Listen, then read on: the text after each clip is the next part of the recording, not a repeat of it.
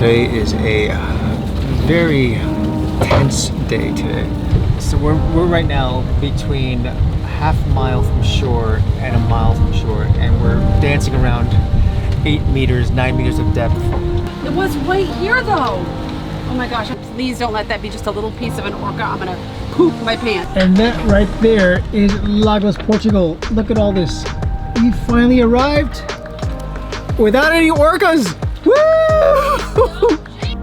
You felt nothing. It was extremely, we saw them obviously, they were around the boat for nearly an hour. Actually, I was sleeping, my head was just about sort of a foot away from here on the other side of the hull, right? It's a good thing they didn't take a bigger bite. We have been told that the best attribute for a cruiser to have is the humility to admit when they are over their head. A sailing adventure, this is not. A cruising adventure, well, that's yet to be seen.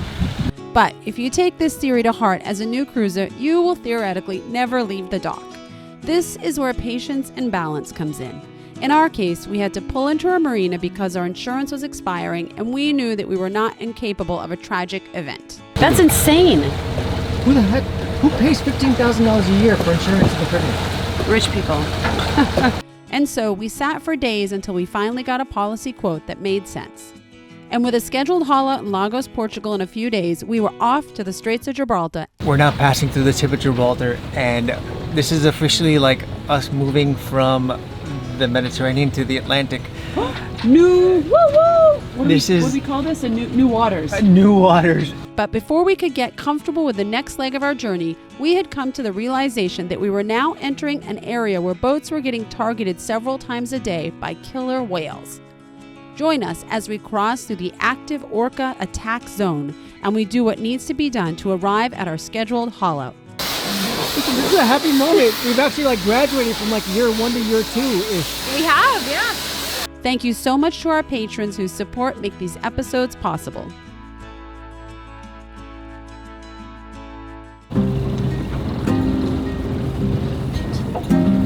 Sometimes things happen beyond your control, as if they have a life. Yeah, you're clear over here.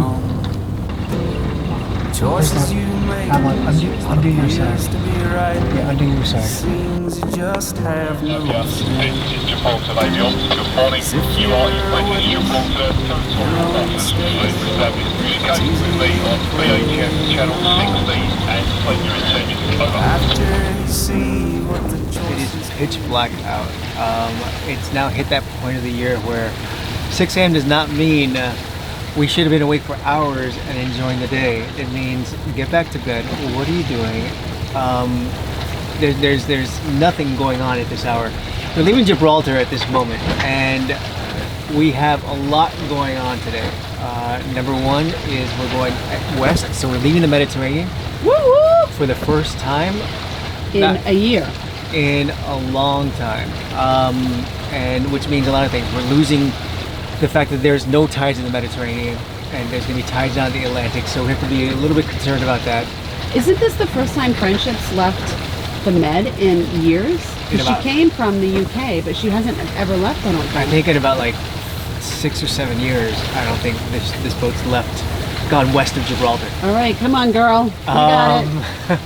The other thing is we have our longest sail going on today. We're going towards Lagos, which is where we're going to be hauled out for a month. We got some projects going on. The boat needs a massive scrubbing underneath. It's been about 16 months since she's last been hauled out, maybe a little longer. So she's due.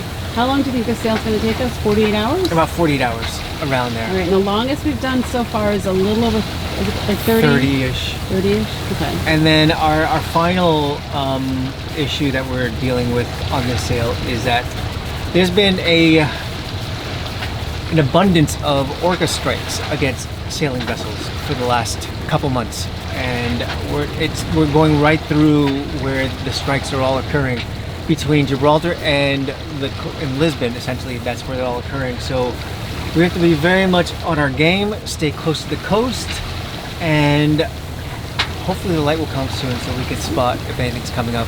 So the strikes are such that boats aren't sinking and people aren't dying, but the orcas are attacking the rudders. So They're you're- debilitating the ability to maneuver a boat, and our concern is we don't want an insurance claim. At least we're going straight into the haul out. But listen, this is not an excuse for the orcas to attack us. And so we're just going to be a little careful, a little close to shore, and a lot of coffee. Will and I have been doing a ton of research online, orca groups, what we can do, and if we are in a situation where the orcas are after our rudders. And a lot of things, there's all kinds of different methods that people are suggesting. One is if you're on motor, turn off the motor, turn off your instruments, take down your sails, and kind of sit there quietly so you're not disturbing their environment. I've seen some things online where people want to throw flares and gas and stuff into the water, which is definitely not something we're interested in doing. We don't want to harm the orcas. Another one we saw is sailing really close to shore in shallow waters because they won't go there. That's our plan. That's the method we're going to use, and hopefully it works out. And then I recently saw something last night that if you are being attacked by orcas, if you put it in reverse a little bit, it doesn't hurt them, it just kind of startles them and then they go away. So we might try that out in the event it happens, but we're hoping that it's just not going to happen and then we don't have to address it at all. Good vibes. Are we scared? I'm not too scared because we're going to be in pretty shallow water, and I think that is the secret to success. We're lucky enough that we're staying. We're not crossing over to Morocco or anything, so we don't actually have to get into deeper waters. So we're going to stay shallow, and hopefully that'll do the job. I'm more concerned about the 48-hour thing and not as much sleep. But if there's 4 of us, so we'll make it work. For orca attacks in the area, the estimate is that about 25% of all boats passing through orca zones experience an orca interaction, of which more than half are damaged. What is important to remember is that although orca attacks on boats have occurred around the world, they are limited in instance and never have reached the proportion like what is being experienced recently around the Iberian Peninsula. As the day continues on, we are really hugging the coast. This is the most I've seen us hug the coast intentionally in a long time. We are 0.125 nautical miles from the coast, and we are trying to maintain a maximum depth of 18 meters. And there's a guy in front of us, his sailing vessel Sanja. He is from, I don't know where. We haven't established radio contact with him, but we're basically like buddy boated. We're doing about 6 knots. We hear that between 10 and 18 meters of depth is like the safe zone, which sometimes that is a mile out, sometimes it's 0.125 miles out. Either way, I can see the lights of Morocco right there. I wish we could just turn that way and go in there. But we're sort of sticking to the Spanish side because we're heading to Portugal. We're doing our best to stay safe. This is part of sailing, I guess. This is part of what you think that sort of, the risks and the rewards are going to be. The rewards are definitely there when you jump off into amazing anchorage, but the risks are this, that you don't know what's going to come about. Usually it's in the form of weather. Now it's in the form of, you don't know if you're going to get attacked by a large predator. We're not alone in this world as humans, and we're being taught to be respectful at every turn. The Atlantic Orca Working Group is spearheading the way for data accumulation and education. The orcas feed mainly on tuna, never whale, dolphins, porpoises, or other marine mammals. They follow the tuna in the spring towards the Mediterranean, and in the summer they migrate out to the North Atlantic. There is something interesting that we found along our way, our sort of looking through the map. This guy right here, check it out, it's a search and rescue vessel. So the idea is that the Spanish Coast Guard, I think it's called the Guardia Civil, but they're putting vessels out there to in case someone radios for help. There's no one out there besides these big freighters. I think everyone's gotten the message saying stay away from the large channels and stay close to the coast, that no one gets into any contact with these orcas. But from what I've heard is that what will also happen is if there is an issue, they will rush over here as fast as they can, and they'll just circle around as crazy as they can. So maybe that will stop the orcas from actually inflicting more damage onto your boat. But We have an issue. What? You're violating a safety procedure on it. No, I'm not wearing my life jacket. Sorry, I just came from the inside. You guys know I'm the safety police, especially when it comes to the orcas, because if we have to do a sudden, everyone places, we need to have our life jackets ready to go. I caught you. There you go. You see? I don't see anything. Oh my yet. gosh! What? You see him right there? What? What? What is it? It's a dolphin. Oh, Jesus, Will. Right there. Oh, whoa! Whoa! It was right here, though. Oh my gosh, I'm so happy, Will, that it's a dolphin. So basically, I saw something off in the distance, and I was like, well, get me the binoculars. So I got the binoculars, and I'm thinking, please don't let that be just a little piece of an orca. I'm gonna poop my pants. So I was like, kids, get your life jackets on. And then I had this on, and Will screamed because I was so close up, I couldn't see it. It's dolphins. Phew! They're all over the place. Oh my gosh. They're huge. Oh my god.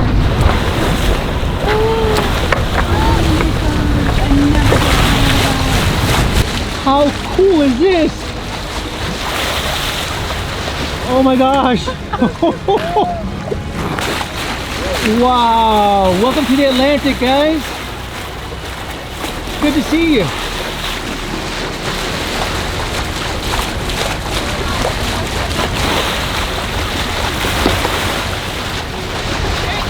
Do they have names?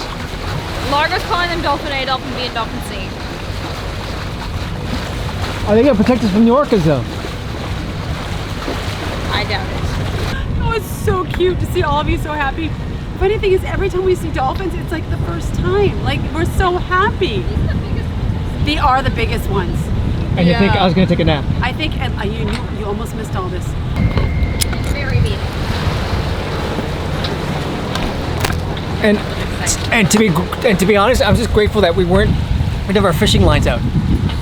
That would actually be quite hard.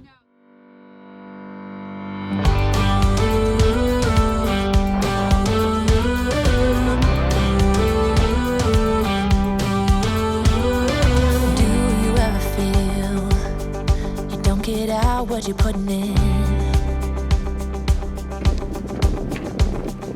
All your hopes and efforts are all in vain. Who will pick you up when you've lost everything? Good morning from the helm. Do I look refreshed? I might look pretty refreshed, or sort of refreshed, because we actually pulled into a marina last night for about 4 hours and got some sleep, all 4 of us. The reason we decided to do that, even though we were looking to do a 48-hour sail without stopping for the experience, it really came down to the orcas. And we figured we had the time, we might as well sleep, because if in the event an orca did attack the boat in the middle of the night, it's a little more complicated to kind of get 3 people awake, get life jackets on, and come deal with it. So we figured we'd cut our losses and just sleep for one night, because tonight we are going to have to sail through the night. And I think it was a good decision. Will and I are pretty awake. The kids are still sleeping, and we're ready to go. We ready to go, Will? I'm ready to go. We're going. We're actually going already, but... And the issue that we've seen all along is that the orcas do sleep at night. From what we hear, they always sleep with like one eye open, with like one hemisphere of their brain always active, because they are mammals. They do have to breathe, they have to go up and down, and sometimes they just float on the water. With it being like in the middle of the night where we can't really see it, and we don't have sonar, so we can't exactly ping them. If we hit one, I don't think that, given their activity going on in this part of the world in terms of them attacking boats. Yeah, I don't think it would have been. It could not have been good for us. I think it was the right call. And with another stop along the way, we finally made it to Lagos. We got there in one piece, and that was our goal. Now at the haul out, we unfortunately get to see those other boats who weren't so lucky with the orcas. And that right there is Lagos, Portugal. Look at all this. We finally arrived without any orcas. Woo! There's no orcas. Listen, we are now approximately half mile from shore. We're gonna anchor out here for a few days. We are in 16 meters of depth. I think we're safe. Can you swim a half mile faster than an orca can swim a half mile? Avalon, we're not going to have any issues with orcas from this point forward until we leave here, which sort of course, that has another story to be told. Don't jinx it. Stop it. What's that? Stop it.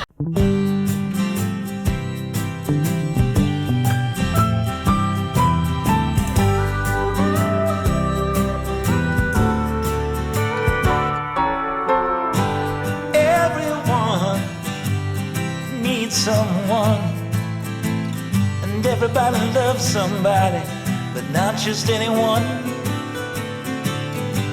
If you ain't looking, you might just as well be blind.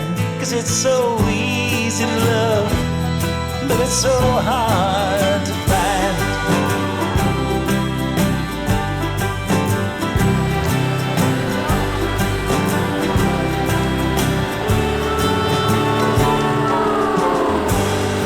So we're now getting ourselves into the travel lift, and wasn't that as scary as I thought it would be, quite frankly. I'm surprised we fit in this hole. Well, now we gotta make sure we have the lift on the right marks.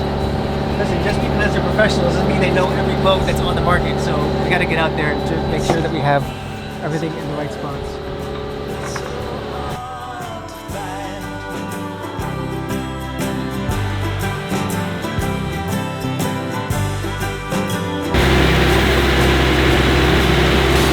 And Dad, of course, is flying the drone at the same time as we're doing this.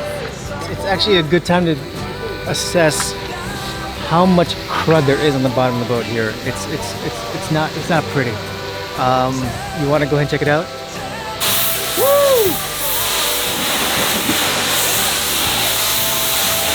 Look at that. That is about 1.5 years of crud coming off of that boat. It has been since April of 2020 since last time she's been hauled out. So we're looking at essentially 18 months-ish of crud, and it's actually coming out quite nice. The insane part is this, is that all this growth here has been just sort of killing me. It's almost been like tempting me to like try and clean it off. I have a feeling, Avalon, that we're gonna be that much faster even if we just get back in the water right now. Yeah, we probably would.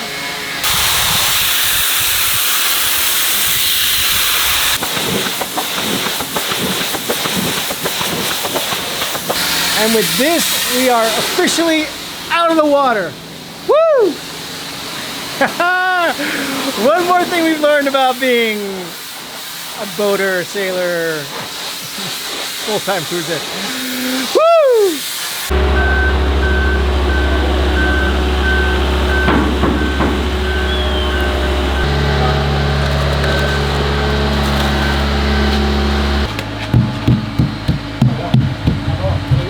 And with that, we have our home for the next 4 weeks, maybe less. Depends on what we have to get done here. We know that definitely the bottom is a job. We know that we're gonna check all the chain plates, we're gonna check all the sacrificial ad nodes, we're gonna check everything that sort of is a must-to-do check before you do an Atlantic crossing, which is sort of why we're here. The reason why we're doing it here in Sopramar, in Lagos, as opposed to other places, that we know that this place has a reputation for being almost like the best in all of Europe. So we're gonna parlay that reputation into getting our boat into ocean crossing shape. We're excited.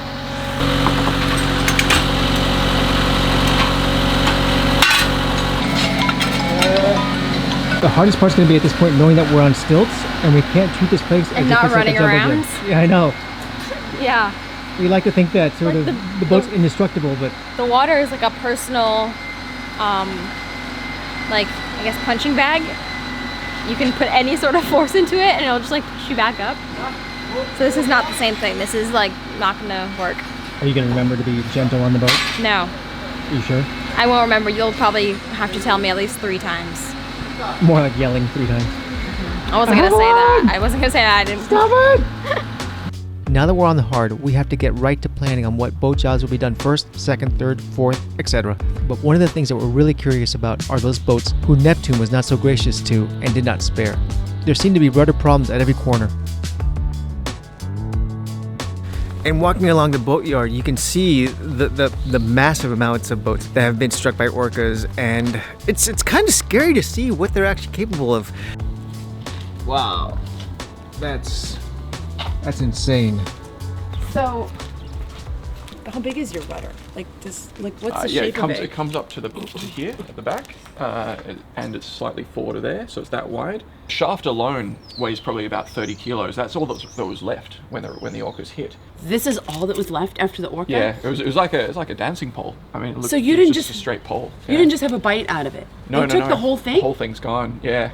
Wow, that was what was crazy about it. You didn't. It wasn't like, because in my head, I have this vision of like orcas like jumping out of the water and surrounding the boat and stuff, and like you really feeling, maybe too many cartoons or something, like you feeling the boat move.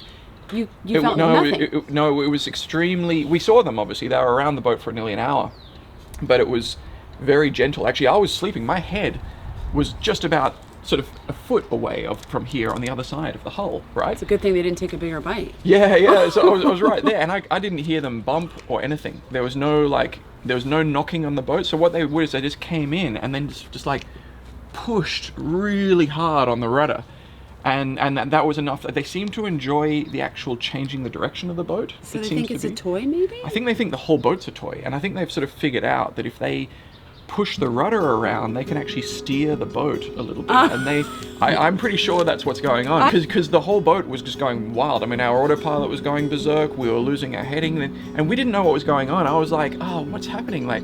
And we were that far offshore that I thought most of the attacks had happened closer in, but it was interesting that they came so far offshore. We were the furthest boat to be that far offshore, 30 miles. Oh, really? It just didn't make any sense. When I came out the back here with a flashlight and looked down from above with a flashlight, then I could see there was like one orca here, and there was another one just here. There was two, like one on either side.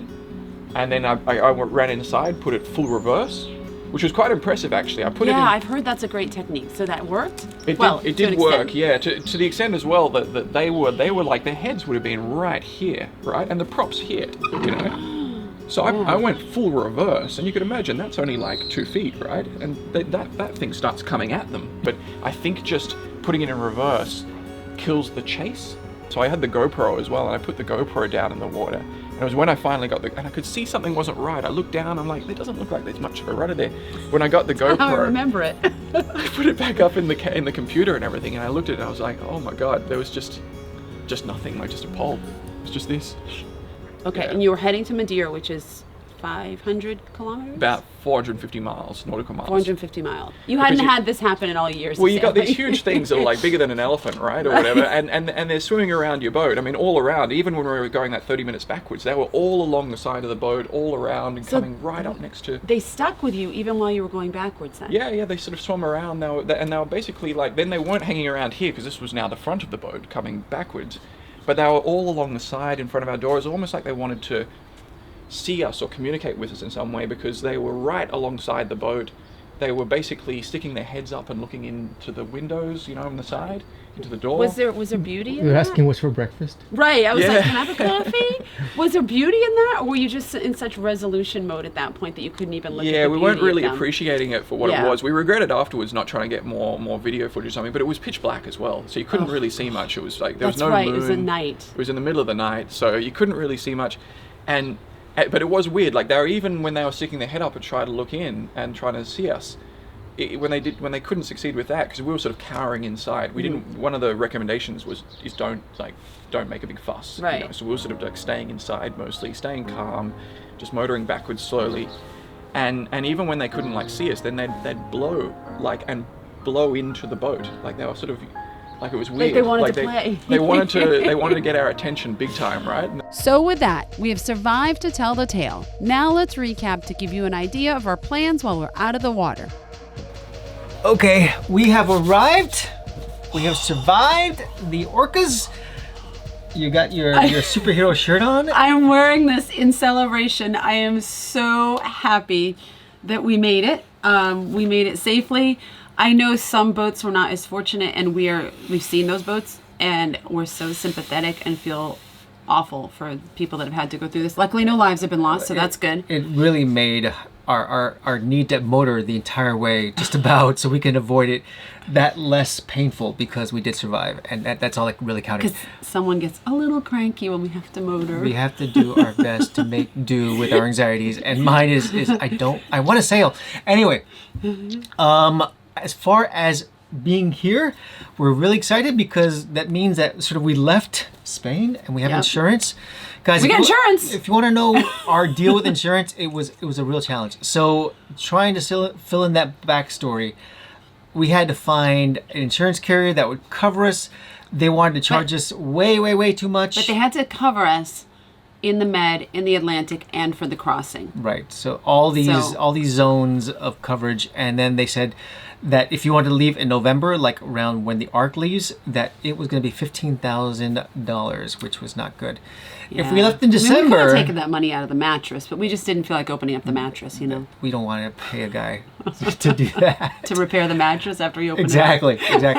This is a money pit. You know that. What do we end up paying? $7,000? We wound up paying $7,000 because of the fact that we are taking a professional with us for the crossing. So Brad, if you guys know him from all of our instructional videos, he's coming back. He's coming back. He's like a supporting actor now, isn't he? He's like a regular at this point. So here's the thing. It was part of the deal with our insurance because we are still inexperienced. We've only been sailing for a year, or actually less than a year. And we need to take a captain with us. And frankly, we are quite happy about that. I know I'm happy about it. I think we're getting quite good. We have a big 4 or 5 day passage coming up soon.